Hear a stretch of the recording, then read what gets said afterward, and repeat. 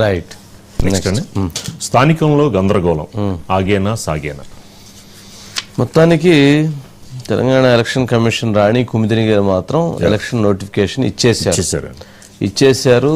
దాదాపుగా 5,749 ఎంపీటీసీలు, 565 జెడ్పీటీసీలు, అలాగే 12,700 సర్పంచులు, 1,12,000 వార్డు మెంబర్స్కి ఎలక్షన్స్ జరగబోతుందని చెప్పని ప్రకటించేశారు. దీన్ని 5 విడతల్లో నిర్వహించబోతున్నామని చెప్పారు.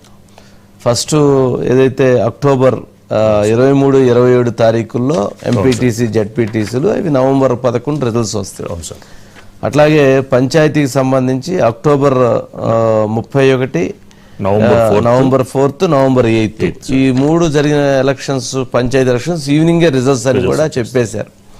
ఆల్మోస్ట్ యథావిధిగా జరిగితే కంప్లీట్ అయింది. బట్ ఇప్పుడు కోర్టులో కేసు నడుస్తున్నటువంటి నేపథ్యంలో మరి ఎంతవరకు జరుగుతుందనేటువంటి ఒక టెన్షన్ వాతావరణం అయితే నెలకొంది. ఎన్నికలు ఎప్పుడెప్పుడా అని ఎదురు చూస్తున్నటువంటి ఆశావహులు మాత్రం త్వరగా కంప్లీట్ అయితే బాగుండు, త్వరగా పదవుల్లోకి రావచ్చు, త్వరగా బాధ్యతలు నిర్వర్తించవచ్చు అని ఎన్నికల సమరశంఖారామంలోకి దూకాలని చెప్పని పాపం సర్పంచులు, ఎంపీటీసీలు, జెడ్పీటీసీలు ఉవ్విళ్ళు ఊరుతూ ఉన్నారు. నాకని చెప్పని ఎవరికి వాళ్ళు యుద్ధాలు చేస్తూ ఉన్నారు. పాపం ఈ సందర్భంలో జరిగిద్దా లేదా అనేటువంటి ఒక ఉత్కంఠ అయితే వాళ్ళని ఇచ్చేస్తుంది. ఇప్పటికే ఎంపీటీసీ, జెడ్పీటీసీ, సర్పంచులు కావాల్సినటువంటి ఎవరు ఎక్కువ డబ్బులు పెడతారనేటువంటి దాని మీద కూడా ఇప్పటికే అందరూ దానిపైన లెక్కలు గణాంకాలు వేస్తున్నారు. ఎవరు అభ్యర్థి అయితే ఎవరు ఎక్కువ పెడతారు, ఎవరు అభ్యర్థి అయితే. ఇక్కడ ఏమీ లేదు, నాయకుడు మంచివాడా, గాంధీ మహాత్ముడా, లేకపోతే ఇంకొక మంచి వ్యక్తి, మంచి మాటలు చెప్పే వ్యక్తి, మంచిగా చేసే వ్యక్తి, ఇవన్నీ కాదు. ఎవరు బరువు ఎక్కువ దిగుతారు, ఎవరు ఎక్కువ ఖర్చు పెడతారు అనేటువంటి దాని మీద ఎక్కువ జరుగుతూ ఉంది. ఏ రాజకీయ నాయకుడైనా ఎవరు ఎక్కువ పెడతారు, అందుట్లో ఎవరు ఎక్కువ పెడతారేంటి, గెలవాలి కదా. మంచి చేసేటువంటి వాళ్ళు మంచి నాయకులను ఎన్నుకోవడానికి ఇది ఒక మంచి అవకాశం.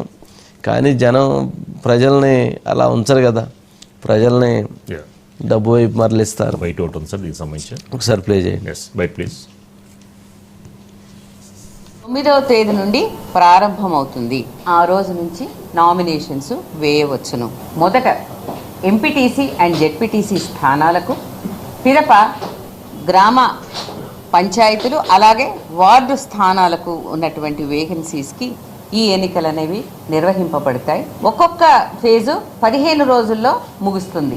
9వ తేదీ అక్టోబర్న మొదలుపెట్టి 11వ తేదీ నవంబర్కి ఇవి ముగియడం అన్నది ఈ యొక్క టైం షెడ్యూల్లో మీరు చూడవచ్చును.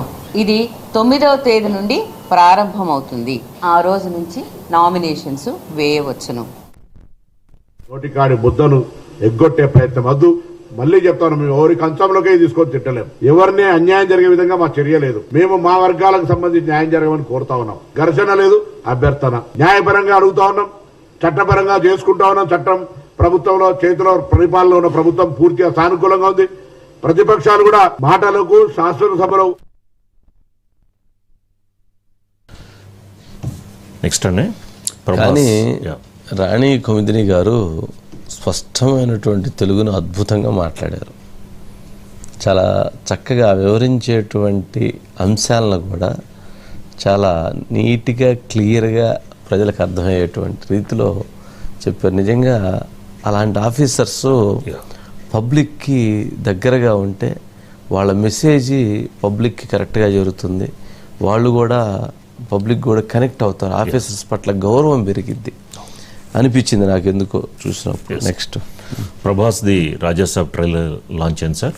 రేపు జనవరి 9న నెక్స్ట్ ఇయర్ రిలీజ్ కాబోతుంది సార్. జనవరి 9. ఓకే, ఇంకా 3 నెలలు. డేట్ ఒకసారి ఆ ట్రైలర్ ప్లే చేయండి.